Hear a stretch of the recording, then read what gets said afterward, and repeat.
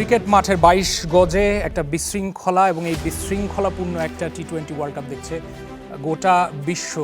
তবে সারা বিশ্বের বিশৃঙ্খলা নিয়ে আমি ঠিক জানি না, তবে ক্রিকেট মাঠের যে বিশৃঙ্খলা, এই বিশৃঙ্খলা সুন্দর।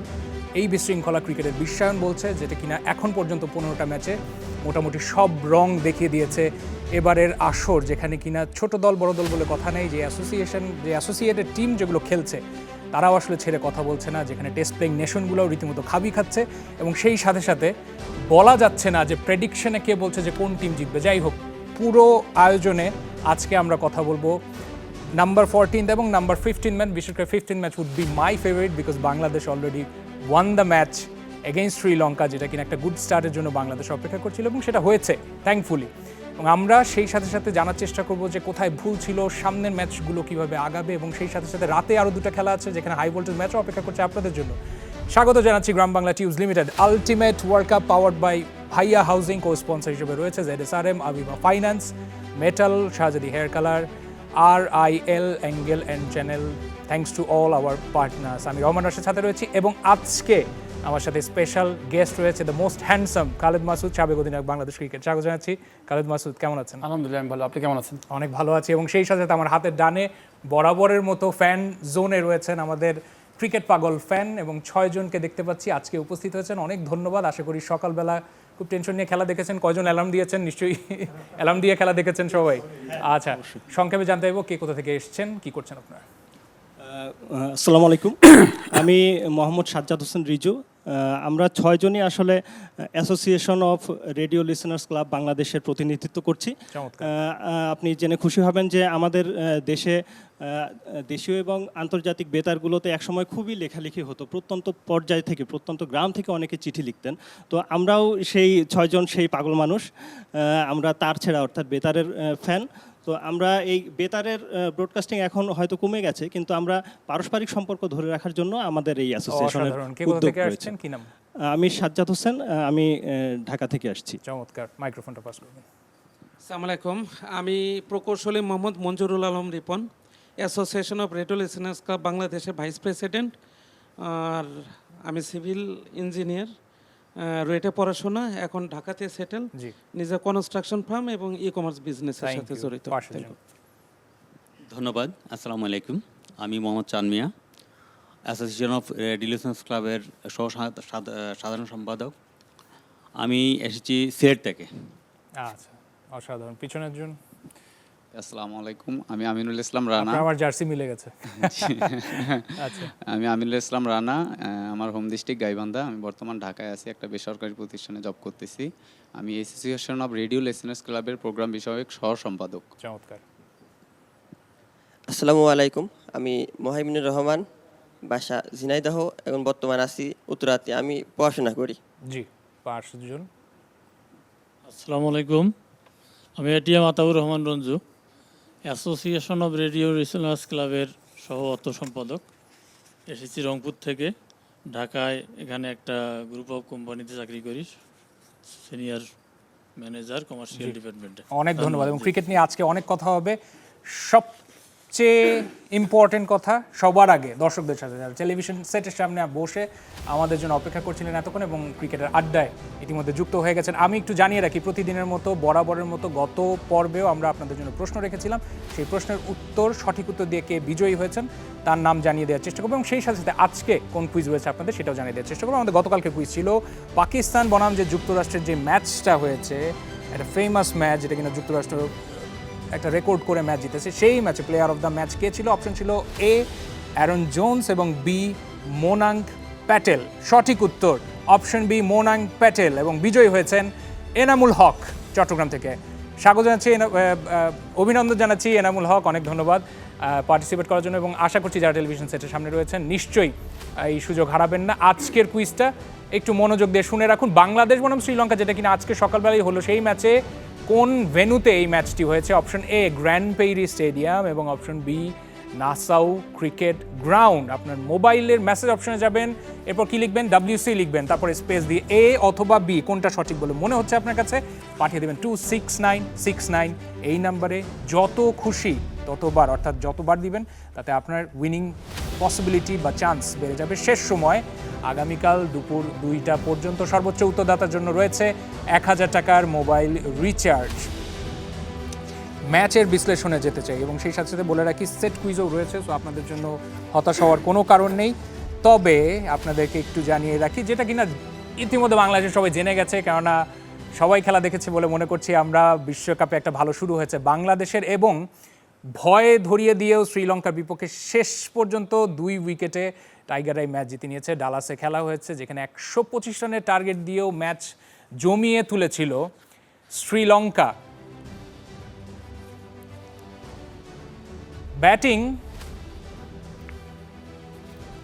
ব্যাটিং বিপর্যয়ে দেখেছে দু দলই, তবে বারবার রং বদলিয়েছে এই ম্যাচটা এবং শেষ পর্যন্ত বাংলাদেশই জিতে নিয়েছে। বল হাতে তাসকিন, মুস্তাফিজ রিশাদ আর ব্যাট হাতে জয়ের নেপথ্যে তাওহিদ হৃদয়, লিটন দাস, মাহমুদুল্লাহ সবাই মিলে অ্যাকচুয়ালি টিম গেম খেলেছে। এদিন আন্তর্জাতিক টি20তে সৌম্য সরকার ভালো করেননি, 0 রানে আউট হয়ে গেছেন। আজকেও বাংলাদেশ দলকে অভিনন্দন জানিয়েছেন দেশের প্রধানমন্ত্রী শেখ হাসিনা। বাংলাদেশের বিজয় কেতন উড়েছে। জয়ধ্বনির শুরুটা ডালাস থেকে, যা ছড়িয়ে পড়েছে ক্রিকেট বিশ্বে। সব অভিযোগ অভিমান ভুলে লাল সবুজের জয়ে আনন্দে আত্মহারা টাইগার ভক্তরা। বিশ্ব আসরে স্বপ্নযাত্রার শুরুতে জয় এলেও আক্ষেপও কম নয়। লঙ্কা বধে সুপার 8-এর পথে এগিয়ে থাকাও হলো, সঙ্গে পুরনো শত্রুতার বাউটে আরো 1 রাউন্ড বাংলাদেশের পক্ষে। বিস্ময় তরুণ রিশাদ হোসেন বাজির ঘোড়া বাংলাদেশের, জ্বলে উঠেছেন প্রথম ম্যাচেই। পরপর 2 বলে আসালঙ্কা ও হাসারাঙ্গাকে ফিরিয়ে স্বপ্নময় করে তোলেন নিজের বিশ্বকাপ অভিষেক। এরপর ধনঞ্জয় ডি সিলভার উইকেটও লেগ স্পিনারের ঝুলিতে। ইনজুরি থেকে ফিরেই আগুন ঝরিয়েছেন তাসকিন আহমেদ। ভয়ঙ্কর কুশাল মেন্ডিসকে দিয়ে শুরু, আর শেষে দাসুন সানাকার উইকেট নিলেও গতি আর বুদ্ধির খেলায় বারবার বোকা বানিয়েছেন লঙ্কান ব্যাটারদের। আর সে সুযোগে মোস্তাফিজ তুলে নিয়েছেন 3 উইকেট। অথচ লঙ্কার শুরুটা সত্যি ভয় জাগানিয়া। অন্তত পাওয়ার প্লেট 53 রান বিশাল স্কোরের শঙ্কা জাগিয়েছিল। সাকিবের ধারহীন বোলিং আর পাথুম নিশাঙ্কার ব্যাটিং যার মূলে। বাকি 14 ওভারে 71 রান। গতি, সুইং, স্পিনে কামব্যাকের রূপকথার গল্প লিখেছে টাইগার বোলাররা। মাত্র 125 রানের টার্গেট যতটা সহজ হবে ভাবা গিয়েছিল, ততটা হয়নি। চিরচেনা টপ অর্ডারের ব্যর্থতা। সৌম্য সরকার এমন ম্যাচেও রানের দেখা পাননি। নাজমুল হোসেন শান্ত ফ্লপ। সফল তানজিদ হাসান তামিম ব্যর্থ হতে সময় নেননি। 28 রানে নেই 3 উইকেট। তবে লিটন দাস এদিনও 100-র নিচে স্ট্রাইক রেটে ফিরেছেন। তবুও তার 36 রান মহামূল্যবান। তাওহিদ হৃদয়ের সাথে 63 রানের জুটি ভঙ্গুর ব্যাটিং লাইনে শক্ত কাঠামো। হাসারাঙ্গার বলে আউট হলেও ওই ওভারের প্রথম 3 বলে টানা 6। পুরো ম্যাচের দৃশ্যপটে তাওহিদ হৃদয়ের এঁকে দেয়া ছবি। হৃদয়ের বিদায়ে হৃদয় ভাঙার ভয় ধরেছিল। 22 রানে 5 উইকেট হারানো বাংলাদেশকে আরো অনেকবারের মতো টেনে তোলেন মাহমুদুল্লাহ। যে ছবিটাকে হৃদয়ে ধারণ করে ডালাস ছাড়বে বাংলাদেশ দল। হতাশ করেনি বাংলাদেশ দল, হতাশ হয়নি সমর্থকরাও। জয়োৎসবে ভাসতে ভাসতে ডালাসকে বিদায় জানিয়েছে। বিদায় হতে চলল বিশ্বকাপ থেকে শ্রীলঙ্কা দলেরও। রেজওয়ানুজ্জামান, চ্যানেল 24, ডালাস, যুক্তরাষ্ট্র। এবং এই উচ্ছ্বাসটা খুব স্বাভাবিকভাবে বাংলাদেশের প্রতিটা সমর্থকেরই মনে জেগেছে। বিশেষ করে আপনারা দেখেছেন যে চন্ডিকা হাথুরু সিংহে যেভাবে মাহমুদুল্লাহকে জড়িয়ে ধরে আনন্দ করেছেন, খুব স্বাভাবিকভাবে তারও সময়টা একটু টাফ যাচ্ছে। বাংলাদেশ ব্যাট প্যাচ থেকে বেরিয়ে আসবে কিনা সেটা বলা যাবে যে পরবর্তী যে ম্যাচগুলো রয়েছে, যেমন একদিন পরেই খেলা হয়েছে সাউথ আফ্রিকার সাথে। খালেদ মাসুদ, কি মনে করছেন আজকে বাংলাদেশ যখন ব্যাটিং শুরু মানে খেলায় টসে জিতে ফিল্ডিংয়ে নিল, প্রথমত এটা একটা ভালো ডিসিশন ছিল বলে মনে করছেন আমার ধারণা, এবং সেই সাথে সাথে ম্যাচ যখন অ্যাপ্রোচ করলো কয়েকবার রং বদলিয়েছে। না, বেসিক্যালি আপনি তো টসটা অবশ্যই খুবই ইম্পর্টেন্ট ছিল, বাট টসটাকে খুব সুন্দরভাবে ইউজ করে ফেলেছে শ্রীলঙ্কা। বলবো খুব ভালো স্টার্টিংটা, ব্যাটিং ভালো ছিল। বাট এই মাঠে যে হিস্ট্রি ওয়ার্ল্ড কাপে, তাতে কিন্তু টস জিতে প্রথমে সবাই ফিল্ডিংটা প্রায়োরিটি দেয়, বিকজ প্রথম 5-6 বার ব্যাটিং করতে প্রবলেম হয়। তো সেই ক্ষেত্রে আমি বলবো যে স্টার্টিং কিন্তু শ্রীলঙ্কা কিন্তু খুব সুন্দর ব্যাটিং করছিল, এবং পরে যে কামব্যাক করলো বাংলাদেশ টিম, এবং রিশাদের বোলিং, তাসকিন বলেন, প্রত্যেকেই, মোস্তাফিজ, প্রত্যেকেই কিন্তু খুব সুন্দর বলবো যে ভালো বোলিং করেছেন। এবং বিশেষ করে আমাদের যে প্রবলেমটা হচ্ছে, আমরা আজকে নিঃসন্দেহে বলবো যে অভিনন্দন বাংলাদেশ বলবো যে এই জন্য যে ম্যাচ জিতেছি, কিন্তু হয়তো আমরা রেজাল্ট জিতেছি, কিন্তু ওভারঅল আমাদের কিন্তু এখনও অনেক জায়গায় দুর্বলতা আছে, সেগুলো আমাদেরকে ইমপ্রুভ করতে হবে। বিকজ আপনি যখন ভালো টুর্নামেন্টে খেলতে গেছেন, ভালো কিছু পেতে গেছেন, তখন প্রত্যেকটা জায়গাকে আপনাকে ডেভেলপ করতে হবে। আমাদের বেশ কিছু ল্যাকিংস এখনও আছে। আপনি যদি স্টার্টিংটা দেখেন 125 আপনি চেস করছেন, স্টার্টিংয়ে সৌম্য সরকার যখন যে বলটাতে আউট হলো, আপনি খুবই ফার্স্ট ওভার বা তার জন্য তো সে প্রথমেই ওই বলটা জোর করে সে মিড উইকেটে খেলতে গেছে। তো আপনি যখন একটা রানের মধ্যে নাই, আপনি যখন খুব খারাপ সময় আছে মানুষের লাইফের মধ্যে, তখন মানুষ চিন্তা করে বেসিক জায়গায় থাকবে, বেসিকটা থাকবো। তো আমি জোর করে এই লেগ সাইডে খেলতে যেয়ে বল টপে যে আপনি আউট হয়ে গেলেন, বরঞ্চ এই বলটাকে আপনি লেগ সাইডে না খেলে বরঞ্চ আমি সেফ জোনে থাকি, আমার তো 125 টার্গেট, এমন তো না 300 রানের টার্গেট। তো আমি একদম পুরো বলটাকে আগে খেলি, নিজে 1-2 করে খেলে নিজে একটু বিল্ড আপ করি, যেটা লিটন দাস করছিল ইনিশিয়ালি। কিন্তু লিটন দাস অনেক সময় নিয়েছে, বেসিক্যালি লিটন দাসকে থেকে আমরা মার্ক করার প্লেয়ার। এবং খেয়াল করবেন লিটন দাস কিন্তু আজকে অফ স্ট্রিকের বাইরের কিছু বল যেটা মনে হচ্ছিল যে তার ছেড়ে দেওয়া উচিত, ছেড়ে বল খেলেছে। আজকে কিন্তু অনেক সময় নিয়েছে এবং আমার মনে হয় তার প্ল্যানটা ছিল যে এরকম আজকে সময় নিয়ে খেলবো। এবং এই ধরনের ম্যাচে কিন্তু লো স্কোরিং গেমে আপনি কিন্তু কোনো রিস্কে যাবেন না, রিস্ক নেবেন কেন? এবং টি-20 ম্যাচে তো আপনার দরকার না। আর আমাদের টিম রিস্ক নেবে হয়তো ইন্ডিয়া, অস্ট্রেলিয়া, তারা প্রুভেন প্লেয়ার, তাদের প্রত্যেকটা জায়গায় কিন্তু 2টা উইকেট গেলেও পরবর্তী 5 নম্বর ব্যাটসম্যান এসে হয়তো দেখা গেলো যে 50 রান করে খেলা শেষ করে দেবে। কিন্তু আমাদের টিমের যে অবস্থা, সেখানে কিন্তু আপনি কারো উপরে বিশ্বাস পাচ্ছেন না যে কে দাঁড়াবে, কে রান করবে, কে করবে না। তো বেসিক্যালি 3টা প্লেয়ারের উপর ডিপেন্ড করেছিল আমাদের, মাহমুদুল্লাহ, তামিম জুনিয়র এবং সাথে তৌহিদ হৃদয়। এই 3টা প্লেয়ার বাদ বাকি কিন্তু সব প্লেয়ার কিন্তু অফ ফর্মে। তো যদি কোনো কারণে যদি ক্লিক না করতো তৌহিদ হৃদয়, তাহলে কিন্তু আপনি ট্রাবলের মধ্যে পড়ে যেতেন। তো এই জন্য আমি বলবো যে আপনাকে এই ধরনের ম্যাচগুলোতে আপনাকে কিন্তু খুব বেসিক, যে আমি 125 আমি আমার নিজের বেসিক খেলা খেলতে থাকি, রান টার্গেটের প্রবলেম নয়, খেলে অ্যাডজাস্ট করি এবং উইকেটটা আপনার ডিফিকাল্ট। এবং আমার মনে হয় এই ওয়ার্ল্ড কাপে, অন্যান্য ওয়ার্ল্ড কাপে এরকম সাধারণত হয় না, এই ওয়ার্ল্ড কাপে আমার মনে হয় অনেক অঘটন সম্ভাবনা আছে। আজকে যদি দেখেন আফগানিস্তান কিন্তু হারাই দিয়েছে। কিন্তু বাইলুল ভাই, এটা কি আসলে অঘটন বলবেন? কেননা আমরা দেখেছি যে ওই দিন পাকিস্তানকে ম্যাচ হারিয়ে দিল যুক্তরাষ্ট্র। আমরা দেখলাম যে কানাডাও গতকালকে ম্যাচ জিতলো আয়ারল্যান্ডের সাথে। এটা কি একেবারেই খুব বডি ল্যাঙ্গুয়েজ বলেন, অ্যাপ্রোচ বলেন, ওরা কি একেবারেই বেটার টিম হিসেবে? আমি আপনাকে অঘটন, আমি হয়তো কথাটা ওয়ার্ডটা ইউজ করেছি, বাট আমি অঘটন বলবো, তারা বেটার ক্রিকেট খেলেছে। আপনি যদি দেখেন যে ইউএসএ যে পাকিস্তানের সাথে খেলছে, পাকিস্তান অনেক বাজে খেলা খেলছে, ভালো ব্যাটিং করে না ইনিশিয়ালি, তারপরে ফিল্ডিং খুবই পোর ফিল্ডিং, মানে ইন্টারন্যাশনাল লেভেলে এরকম লেভেলে আপনি বল ধরছেন লাইনে দিয়ে, আপনি বডির সাথে টাচ করে দিচ্ছেন লাইনে দিয়ে 4 হয়েছে, এটা ইন্টারন্যাশনাল ক্রিকেটে যায় না। তো এই 20 ওভারের খেলায় যদি আপনি এই 10-15 এক্সট্রা রান দিয়ে দেন, হোয়াইট বল করেছে অনেক পাকিস্তান, তো তার মানে এই মার্জিনটা কিন্তু আপনি, এবং লো স্কোরিং গেম হচ্ছে, তো সেখানে যদি 15-10 রান যদি আপনি দিয়ে দেন এক্সট্রা, তাহলে তো তার মানে অন্য টিমকে সহজ হবে। এবং আরেকটা প্লাস পয়েন্ট হচ্ছে, আগে বিগত দিনগুলোতে এত পরিমাণ প্লেয়ার ইন্ডিয়া পাকিস্তান থেকে ওই সব দেশে খেলার সুযোগ পেত না, অপরচুনিটি পেত না। এখন অনেকে যারা ইন্ডিয়া টিমের সুযোগ পাচ্ছে না, পাকিস্তান টিমের সুযোগ পাচ্ছে না, বা শ্রীলঙ্কার সুযোগ পাচ্ছে না, তারা মুভ করে আমেরিকাতে চলে যাচ্ছে, কানাডা চলে যাচ্ছে, এইসব জায়গাতে অনেক অপরচুনিটি আছে এবং ওখানে এখন ভালো ফাইন্যান্সিয়ালি তারা বেনিফিটেড হচ্ছে, ফলে তারা ওই সব দেশের হয়ে খেলছে এবং তারা সুন্দর একটা নিজেকে শো করতে পারছে। এই যে সহযোগী দেশগুলোর যে পারফরমেন্স, তাতে কি আপনাকে আমি তো মনে করি ফুটবল ওয়ার্ল্ড কাপের মতো এরকম হওয়া উচিত। এবং এই 2020 ভার্সনে কিন্তু এই ধরনের খেলা দেখবেন 2 বছর পরে অনেক মানে পুরাতন দলগুলো অনেকে হয়তো অনেক পিছনের দিকে চলে যাবে, নতুন দলগুলো কিন্তু রীতিমতো চাপে পড়ে গেছে। আপনি যেগুলো টিমের কালচার খুব ভালো, যেমন ইন্ডিয়া কখনোই পিছাবে না, বিকজ তাদের কালচারটা খুবই ভালো। ও তাদের আইপিএল থেকে দেখবেন যে আজকে ইন্ডিয়া টিমে যারা খেলছে, তারা কিন্তু অলরেডি আইপিএলে প্রুভেন, এরকম 15টা ম্যাচ 16টা ম্যাচ খেলে তারপর এখানে আসছে। তো অস্ট্রেলিয়া টিম পিছাবে না, ইংল্যান্ড টিম পিছাবে না, কিন্তু অন্যান্য টিম হয়তো পিছিয়ে যাবে, শ্রীলঙ্কা পিছিয়ে যেতে পারে, অনেক দেশ আছে যারা হয়তো পিছনের দিকে চলে আসতে পারে। আমরা দেখি ফ্যান জোনে যারা আছে তারাও খেলা দেখেছে। শ্রীলঙ্কা কিন্তু had a flying start, 4-5 number over যখন খেলা হচ্ছে তখন 48 রান হয়ে গেছে।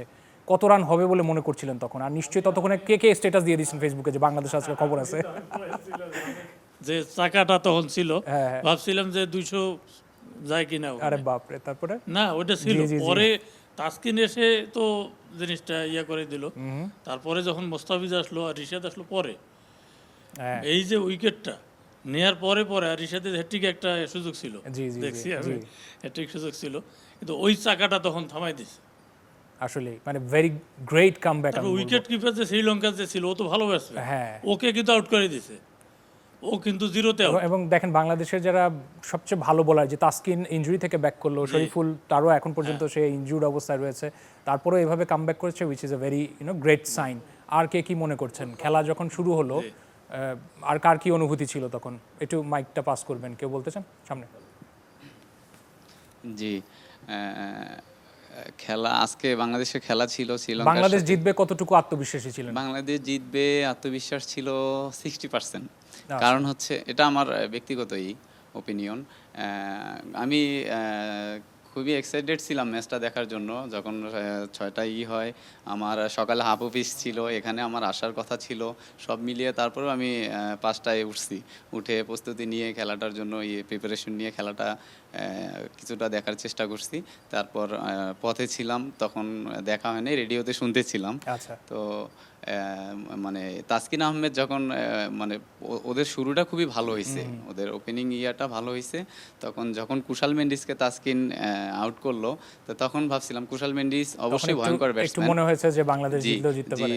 না না, মানে প্রথম ভাবতেছিলাম যে রানটা কি বড় হয়ে যায় কিনা। আমরা ইদানিং দেখতেছি যে বাংলাদেশের জন্য 160 150 প্লাস হলেই বাংলাদেশের জন্য ঘাম ঝরানো ম্যাচ হয়ে যায়।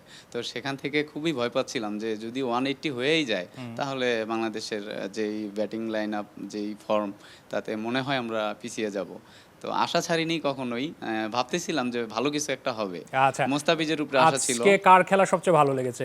অন্য একজন কেউ অ্যানসার দেন, কে বলতে চান? পুরো ম্যাচে কার খেলা সবচেয়ে ভালো লেগেছে বাংলাদেশে? আসলে পুরো ম্যাচ যা দেখলাম, এর মধ্যে খুব একটা ভয়ে ছিলাম যে আমরা আসলে জিততে পারবো কি না। তো ওই ক্ষেত্রে আমি আসলে নামটা ভুলে গেছি। রিশাদ যে বল করলো, তাওহিদ হৃদয়।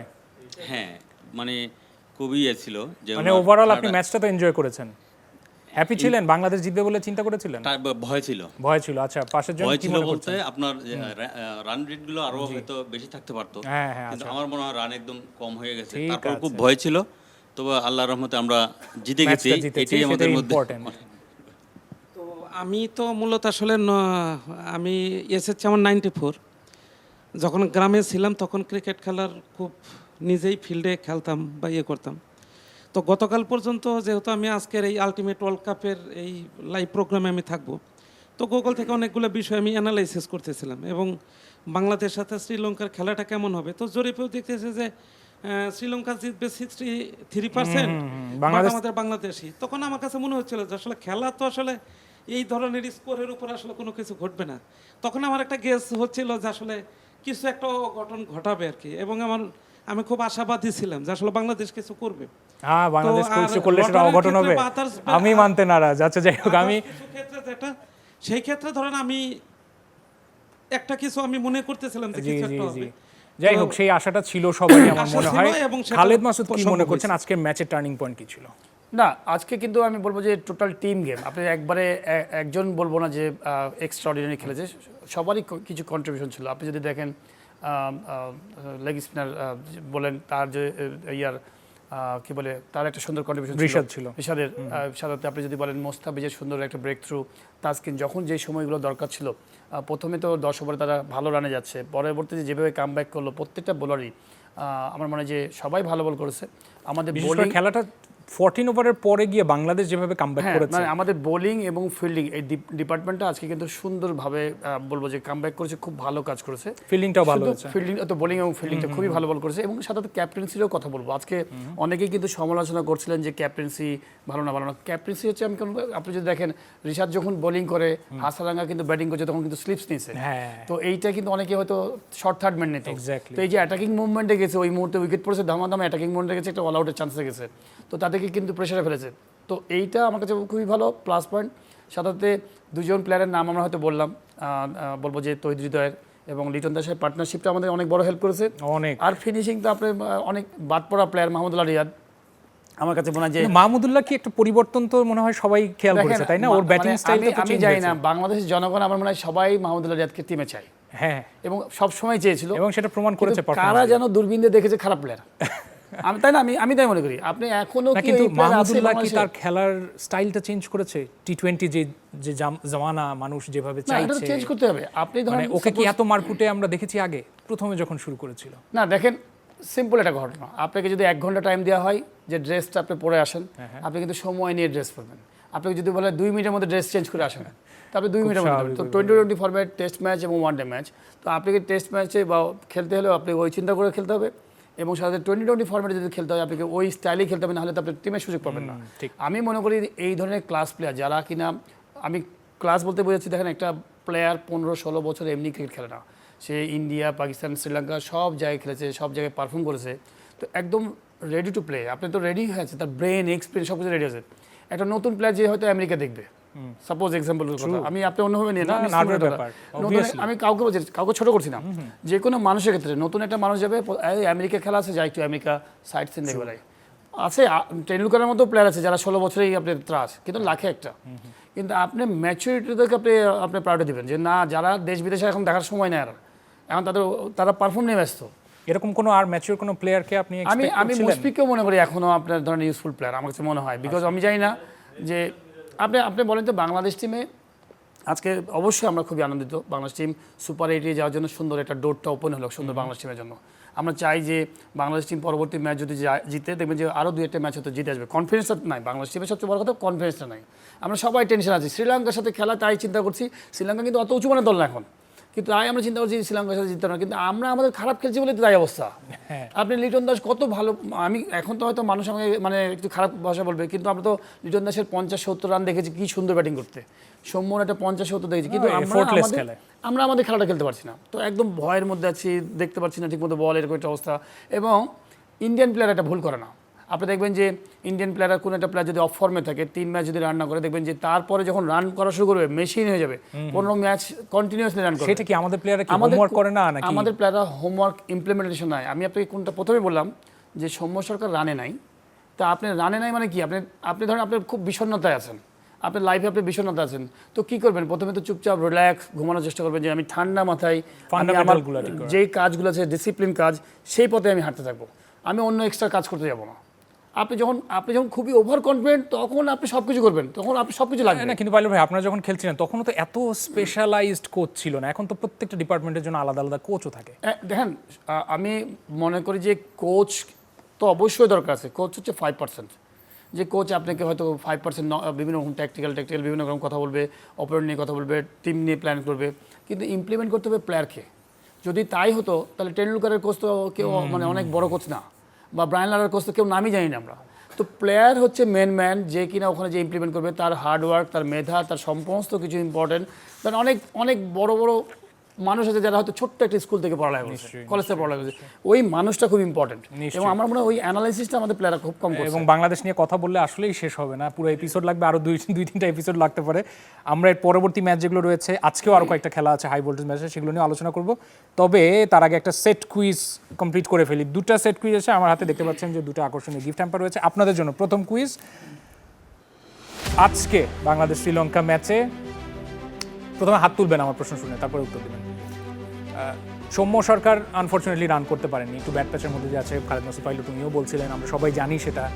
আমার প্রশ্ন হচ্ছে যে বাংলাদেশে আজকে সৌম্য সরকার রান করতে পারেননি, এবং সেটা আনফর্চুনেট একটা রেকর্ডও হয়ে গেছে টি-20-র ইতিহাসে। কততম বারের জন্য 0 রানে আউট হয়েছেন সৌম্য সরকার? এনিওয়ান? একটু টাফ কোয়েশ্চেন, আমার মনে হয় যে ছিল আলোচনায়। আচ্ছা ঠিক আছে, কোয়েশ্চেন কি চেঞ্জ করে দিব? আচ্ছা, সৌম্য সরকার 13 ওভারের মতো ডাক মেরেছে, যেটা হচ্ছে এবার রেকর্ড করেছে। বলতে হবে আজকের এই ম্যাচটাতে ম্যান অফ দ্য ম্যাচ কে হয়েছে? হাত তুলেছেন, দেখি কি প্রশ্নে উত্তর দেন, একটু আমাকে মাইক্রোফোনে বলতে হবে। রিশাদ হোসেন, কংগ্রাচুলেশনস। এবং আপনার জন্য রয়েছে চ্যানেল 24 এর পক্ষ থেকে একটি আকর্ষণীয় গিফট হ্যাম্পার। কংগ্রাচুলেশনস। জি বসুন। আমরা পরবর্তী যে ম্যাচগুলো রয়েছে সেগুলো বিশ্লেষণে যাব, এবং আজকে আরও 2টো খেলা রয়েছে সেগুলো নিয়ে আলাপ করতে চাই। তবে তার আগে আপনারা দেখছেন আলটিমেট ওয়ার্ল্ড কাপ, এবং একটা ছোট্ট বিরতির সময় হয়েছে, আমরা বিরতি থেকে আসছি, বিরতির পরে আরও কথা হবে, আমাদের সাথেই থাকুন। সবাইকে আরও একবার স্বাগত জানাচ্ছি। Gram Bangla tubes limited ultimate world cup powered by Bhaiya housing, co sponsor হিসেবে আছে ZSRM, মাভিওয়া finance, metal, Shahzadi hair colour এবং RIL অ্যাঙ্গেল অ্যান্ড চ্যানেল। অপ্রতিরোধ্য আফগানিস্তানকে কে থামাবে, সেটা একটা ভালো প্রশ্ন হতে পারে, কেননা এই ওয়ার্ল্ড কাপে এখন পর্যন্ত 2টা ম্যাচে যতটা ব্যবধান নিয়ে তারা জিতেছে, বিশেষ করে লাস্ট যে ম্যাচটা আমরা দেখেছি ইতিমধ্যে, যে নিউজিল্যান্ডকে মাঠে দাঁড়াতেই দেয়নি, যাদেরকে কিনা মোটামুটি প্রেডিকশনে সবাই কম বেশি 4 জন সেমিফাইনালসে 1 জন ধরা হচ্ছিল। এখন আফগানিস্তানের সামনে যে ইকুয়েশন, তাতে করে মনে হচ্ছে যে সবার আগে মনে হয় তারাই সুপার 8 কনফার্ম করে ফেলবে। যাই হোক, আমি খালেদ মাসুদ পাইলট আপনার কাছে আরও একবার যেতে চাই, আফগানিস্তানের পারফরমেন্সকে কি বলে সম্বোধন করবেন, বিশেষ করে ওদের যে ওপেনিং যে 2 ব্যাটসম্যান এবং সেই সাথে সাথে যে ওদের যে তারকা প্লেয়ার যাদের উপরে আসলে পুরা গোটা জাতি বিলিভ করবে, তারা একেবারেই কোনো ফ্লোর ছাড়ছে না প্রতিপক্ষের জন্য। আফগানিস্তান, এবং আপনি যদি দেখেন এই ওয়ার্ল্ড কাপে খুব বেশি হাই স্কোরিং গেম না। প্রথমে আপনাকে বলছিলাম যে 150, 60 বা 70 এরকম একটা রান হবে। তার মানে বোলারদের মধ্যে, এখানে বোলারদের অনেক কিছু পাওয়ার আছে, সেটা ফাস্ট বোলার হোক, স্পিনার হোক, বোলারদের এবং ব্যাটসম্যানদের সমান খেলা হবে। আফগানিস্তানের বোলিং ডিপার্টমেন্টটা কিন্তু খুবই ভালো। আপনি পুরো অনেক ভ্যারিয়েশন আছে। রাশিদ খান লেগ স্পিনার, নবী আছে, ফারুকি ভালো বল করছে, ওদিকে টপ অর্ডারের গুরবাজ কয়েকদিন আগে, ফারুকি তো জাস্ট অন ফায়ার। হ্যাঁ, অন ফায়ার, 5 উইকেট নিয়েছে। তারপরে এদিক থেকে আবার আপনি যদি দেখেন যে গুরবাজ আইপিএল থেকে খেলে আসছে কেকেআরে, তো অলরেডি প্রুভেন কিছু প্লেয়ার আছে। তো অনেক আইপিএল খেলা, কোয়ালিটি ক্রিকেট খেলা প্লেয়ার কিন্তু অলরেডি এই টিমে আছে। আমার মনে হয় এই ইউএসএতে কিন্তু আফগানিস্তান টিম খুব ভালো রেজাল্ট করবে। এটা কেন? আমি ওই যে প্রথমে বললাম যে লো স্কোরিং গেম হচ্ছে, তার মানে বোলারদের এখানে কিছু করার আছে। তো সেই ক্ষেত্রে আমার মনে হয় যে আফগানিস্তান হচ্ছে খুব ফেয়ারলেস ক্রিকেট খেলে, মানে কাউকে কেয়ার করে। মাঠে যখন নামে আমার মনে হয়, আপনি যদি দেখবেন তাদের ল্যাঙ্গুয়েজ, অনেক সময় অনেক টিম থাকে খুব শেকি টাইপের থাকে, দেখে মনে হয় যে মানে একটু ভয় পাচ্ছি। তাদের মধ্যে মনে হয় হারাবার কিছু থাকে না, দেখলেই বোঝা যায় মাঠে নামছে মানে কিছু হারাবে না। ধরেন এই যে 15টা ম্যাচ হলো, এখন পর্যন্ত কি আপনার কাছে পিচগুলো কেমন লেগেছে? বিশেষ করে আমরা দেখছি বলগুলো খুব লাফিয়ে উঠছে, একই সাথে সাথে দেখছি আনইভেন বাউন্স হয়ে যাচ্ছে। তো সেখানে একজন ব্যাটসম্যানকে আসলে খুব প্রেডিক্টেবল হয়ে শট খেলাটা খুব ডিফিকাল্ট, বিশেষ করে পাওয়ার প্লেগুলোতে কাজে লাগানো। ভাইয়া হয়েছে কি, এতদিন আমরা কিন্তু অনেক সময় টি20 ফরম্যাটে খেলি, আপনাকে অত জাজ করা লাগে না। উইকেট ফ্ল্যাট ট্র্যাক থেকে 200 রানের খেলা হয়, শুধু ধুম ধাক্কা সিমেন্টের উইকেটে মারছেন 4 ছক্কা। এখন ব্যাটসম্যানদের মধ্যে কিন্তু অনেক বড় পরীক্ষা যে এই উইকেটে আসলে কত রান হবে। আজকে শ্রীলঙ্কা কিন্তু জাজ করতে মিস করে গেছে। আপনি কিন্তু শ্রীলঙ্কা স্টার্টিংয়ে কিন্তু 13-14 ওভার পর্যন্ত খুব ভালো গেছে, পরে ওরা বুঝে নেয় যে আমি মোটামুটি 150-60 করলে তো একটা ভালো জায়গা। এবং অপোনেন্ট বাংলাদেশ টিম, যারা কিনা কনফিডেন্সের অভাবে ভুগছে, তো এদের সাথে আমার 200 রান করা দরকার না, মিনিমাম একটা রান যে 20 ওভার কম্প্যাক্ট ব্যাটিং করলেই কিন্তু শ্রীলঙ্কা টিম দাঁড়িয়ে। শ্রীলঙ্কা যে ভুলটা করছে, বাংলাদেশে সেই ভুলটা রেগুলারই করে আসছে। তো এমন দুটো দলের মধ্যে খেলা, দুজনেই ভুল করার সংখ্যাটা বেশি। ইন্ডিয়া টিম, অস্ট্রেলিয়া টিম কিন্তু এরকম ভুল করবে না। অস্ট্রেলিয়া টিম, ইন্ডিয়া টিম যখন যে কোনো ম্যাচ খেলে, তখন তারা প্রত্যেকটা ওভারকে অ্যানালাইসিস করে যে এই ওভারে কে বল করবে, মানে এই সময় কি থাকা উচিত, কোন ফিল্ডিং থাকা উচিত, প্রত্যেকটা ওভারে সেশনে তারা প্ল্যানিং করে। এবং তারা প্রুভেন, তারা তো করতে ইউজ টু। আর আফগানিস্তানের কথা যেটা বলছেন, আমি বলবো যে আজকে তো অসাধারণ ম্যাচ খেলেছে। আপনি যদি দেখেন ব্যাটিংয়ে যে সুন্দর, রহমানুল্লাহ গুরবাজ 56 বলে 80 রান, হ্যাঁ 56 বলে 80 রান, ইব্রাহিম জাদরান, এবং ওরা দুজন একই সাথে পরপর 2টা ম্যাচের শতকের উপরে ওদের ওপেনিং পার্টনারশিপ। সুপার। আমার কাছে নিউজিল্যান্ডকে দাঁড়াতেই দেয় নাই পুরো ব্যাটিংয়ে। যখন নিউজিল্যান্ড ইনিশিয়ালি প্রথমেই ফারুক উইকেট নিয়েছে, মাঝে রশিদ খান উইকেট নিয়ে গেছে, নবী এসে উইকেট নিয়ে গেছে। তো আমার মানে টোটাল টিমটা তারা খুব মানে ফেয়ারলেস ক্রিকেট খেলছে। এবং ক্রিকেট 2020 ম্যাচ এরকমই খেলতে হবে আপনাকে। আপনি যে শেকি নিয়ে যাবেন 3 ঘন্টার খেলা, আলটিমেটলি 20 ওভারের খেলা, তো আপনি ওই সময় নাই, তো টেনশন অত মাথা নিয়ে হবে। আপনি একদম সেট যে আমি যাব, মাঠটাকে এনজয় করবো। আমি এনজয় বলতে বলছি যে হইল না, আমি এনজয় বলতে বলছি যে আপনি যে কাজটা করেন সেটা আনন্দ সহকারে করা। তো ওরা কিন্তু যেটা মাঠে নামে, তারা জিতার জন্য নামছে, প্ল্যানটা হচ্ছে আমি জিতবো। এবং এই ধরনের দলের কিন্তু আসলে হারাবার কিছু থাকে না। ওরা যখন খেলে against New Zealand, against Australia, India, তখন তারা চিন্তা করে যে আমাদের হারাবার কি আছে। কিন্তু নিউজিল্যান্ডের কি হলো আজকে? আমার মনে হয় যে 75 রান, এক সময় মনে করছে যে ওদের ইতিহাসে সর্বনিম্ন রান না হয়ে যায়। হ্যাঁ, এত খারাপ টিম না নিউজিল্যান্ড, হয়তো সুযোগ পায় নাই। আল্লাহ কি তারা আজকে ম্যাচে এরকম ম্যাচ অনেকগুলো ম্যাচে, যেমন পাকিস্তান হারছে আপনার কাছে, অস্ট্রেলিয়া ইউএস এর কাছে, এরকম কিছু ম্যাচ হবে। এবং 2020 ফরম্যাট এমন একটা ফরম্যাট যেখানে কিনা বড় দল যদি র্যাঙ্ক করি 20 এবং যদি 18 করি ছোট দলকে, বা 17 করি, 2020 ফরম্যাট আসলে কিন্তু আপনি যে কেউ জিততে পারে, এনিবডিজ গেম। বিকজ হচ্ছে কেন, আপনি কোনো কারণে যদি 6 ওভার ভালো বোলিং করে ফেলে দেন, ছোটো দিন 3 উইকেট 4 উইকেট নিয়ে নেয়, ওই কাম ব্যাক করে এসে যে সুযোগটা পাবেন 20 ওভার, অত সময় পাবেন না। তো সেইটার ক্ষেত্রে আমার কাছে মনে হয় ছোটো দল এবং বড় দলের পার্থক্যটা খুব কম থাকে। বাংলাদেশে কিন্তু পরের ম্যাচটা হচ্ছে নাসাউ কাউন্টি ক্রিকেট স্টেডিয়ামে, যে স্টেডিয়াম নিয়ে ইতিমধ্যে অনেক সমালোচনা হয়েছে। আমরা দেখেছি শ্রীলঙ্কা ওখানে ইতিমধ্যে কোলাপস করেছে এগেইনস্ট সাউথ আফ্রিকা। ইন্ডিয়াও একটু বেগ পেয়েছে, আয়ারল্যান্ডের সাথে খেলা হচ্ছে, ওটাও খুবই লো স্কোরিং ম্যাচ হয়েছে। তো সেই গ্রাউন্ডে বাংলাদেশ আসলে কি অ্যাপ্রোচটা মাথায় রাখা উচিত? আমার মানে খুব বেশি চিন্তা করা উচিত না যে 200 রানের টার্গেট, যদি টস জিতে, যদি বা ফার্স্ট যদি ব্যাটিং করে, যে 150 এভারেজ স্কোর, যে আমি 150 করবো। বিকজ হচ্ছে 150 হচ্ছে কেন বলছি, যে আপনি 20 ওভারে কম্প্যাক্ট ব্যাটিং করা, মানে আপনি এমন থাকে না যে মারা বলতে আমি মারবই, কিন্তু বাজে শর্টস খেলবো না, এবং পার্টনারশিপটা বিল্ড আপ করা। তৈরি হৃদয় মাঝে ভালো ব্যাটিং করছে, ফিনিশ করছে ভালো মাহমুদুল্লাহ, কিন্তু উপর থেকে একটা টপ অর্ডার থেকে 6 ওভারটা সুন্দরভাবে ইউজ করা। কিন্তু অতিরিক্ত শর্টস খেলে আপনি শ্রীলঙ্কার মতো অল আউটে যান, উইকেট গিভ আপ না করা। মানে নষ্ট করে না, বরঞ্চ আমি 150 টার্গেট করি, আমার যেহেতু ভালো যাচ্ছে না 150 করি, বোলিং দিয়ে আমি কভার করবো। আজকে আরও দুটো খেলা আছে হাই ভোল্টেজ, অস্ট্রেলিয়া এবং ইংল্যান্ডের খেলা আছে রাত 11টায়। এটা ছাড়া নেদারল্যান্ডস এবং south Africa. Netherland south Africa আমাদের জন্য খুব গুরুত্বপূর্ণ, যেহেতু গ্রুপ ডি এর খেলা এবং ওদের দুজনের দিকে আমাদের আলাদা করে চোখ থাকবে। এই জায়গাটা নিয়ে আপনার কি মনে হচ্ছে যে নেদারল্যান্ডস আমাদের সামনে আসবে, নেপালের সাথে আমাদের খেলা আছে, সেই জায়গায় প্রতিপক্ষ হিসেবে কিভাবে ওদেরকে evaluate আপনি করবেন? ছোট করে দেখবার কিছু নয়, নেদারল্যান্ডস কিন্তু ভালো টিম, নতুনদের মধ্যে ভালো টিম। নতুন বলতে বলছি অনেক আগে থেকেই তারা আইসিসি থেকে অনেক আগে থেকে খেলে। আমরা যখন খেলতাম আইসিসি তখন তাদের অনেকগুলো প্লেয়ার আছে যারা কিনা আমি বলবো যে খুব সুন্দর কোয়ালিটি ক্রিকেট খেলে, কাউন্টি টোয়েন্টি খেলে। তো সাউথ আফ্রিকান যে স্টাইলে খেলে, নেদারল্যান্ডস তার ছোট ভাই, মানে এই একই ধাঁচের খেলা, আমাদের সাবকন্টিনেন্টের মতো তাদের মতো ওই স্টাইলেই খেলে। তো আমি মনে করি যে এই টিমগুলো যে কোনো সময় যে কোনো বড় দলকে হারিয়ে দিতে পারে। 4 জন এবং এনাদের ফিল্ডিং খুব ভালো দেখবেন। হ্যাঁ, নেদারল্যান্ডসের। আপনার কাছ থেকে একটা প্রেডিকশন নিয়ে রাখি আগে পরে মিলিয়ে দেখবো। 4 জন সেমিফাইনালিস্ট এবার মনে হচ্ছে এখন পর্যন্ত যে 15টা ম্যাচ হলো, কাদেরকে রাখবেন না গিয়ে? না, অনেকে তো হয়তো ইমোশনালি বলবে যে বাংলাদেশ, ইমোশনালি বলে, বাট আমি খুব প্র্যাকটিক্যাল মানুষ। আপনি যদি পারফরমেন্স দেখে আমি বলতে চাই, আমি ইন্ডিয়াকে এগিয়ে রাখবো, অস্ট্রেলিয়াকে, এই দুটো টিম হচ্ছে ফাইনালের জন্য আমি ধরে রাখবো, বিকজ এই দুটো টিম একটা আলাদা টিম। সাথে ইংল্যান্ডকে ধরবো। আর ইউ নেভার নো, আমি ইংল্যান্ড কিন্তু প্রথম ম্যাচে খুব যে ভালো পজিশনে ছিল তা না, বৃষ্টিবিঘ্নিত ম্যাচ, ওটা ক্যান্সেল হয়ে গেছে। কিন্তু ইংল্যান্ড এমন একটা টিম না আবার ব্যাক করে যায়, এত অলরাউন্ডার আছে, আপনি চিন্তা করবেন না, একদম 3-4টা সলিড অলরাউন্ডার আছে, যার জন্য খুব অ্যাডভান্টেজটা পাই। 10 নম্বর পর্যন্ত ব্যাটসম্যান পাবেন ইংল্যান্ড টিমে। তো সেই ক্ষেত্রে ইংল্যান্ডকে এগিয়ে রাখবো। আর আমার মনে হয় যে একটা নতুন কোনো টিম আসতে পারে, নতুন করে, সেটা কি সহযোগী হতে পারে? হতেই পারে, সহযোগী কোনো একটা দল চলে আসতে পারে। যুক্তরাষ্ট্র যেমন খেলছে তাতে করে যুক্তরাষ্ট্র হতে পারে, অসম্ভব কিছু না। যে কোনো একটা দল, আফগানিস্তান হতে পারে, আচ্ছা, যে কোনো একটা নতুন দল আমার মনে হয় যে সেমিফাইনালে আসতে পারে। এটা একটা ইন্টারেস্টিং। যেমন আপনার মনে হয় সম্ভবত পাকিস্তান আউট হয়ে যাবে, মনে হয়। তো পাকিস্তান যদি আউট হয়ে যায়, একটা বড় 8টা দলের মধ্যে কিন্তু একটা দল অলরেডি একটা ইন হচ্ছে। আর যদি পরে সেমিফাইনাল খেলায় যদি ফেভার করে যায়, সে কিন্তু বেরিয়ে উপরে ওয়েস্ট ইন্ডিজ, ওটা নিয়ে খুব আমার মনে হয় ওয়েস্ট ইন্ডিজ খুব একটা ওই যে ইন্ডিয়ার মতো গবেষণা করে না, আসলো ধুমধারাক্কা খেলবে, লাগলো না লাগলো, হয়তো দেখা হলো, না লাগলে নাই, বাসায় গেছে। আচ্ছা, দেখি বাংলাদেশ ছাড়া আমাদের ফ্যান জোনে যারা আছেন, বাংলাদেশ ছাড়া কে কোন দলকে সাপোর্ট করছেন বা মনে করছেন যে ভালো করবে? আমার কাছে আফগানিস্তানকে ভালো মনে হয় নতুন দল হিসাবে, কম্পারেটিভলি নতুন দল হিসাবে আফগানিস্তানকে খুব ভালো মনে হয়।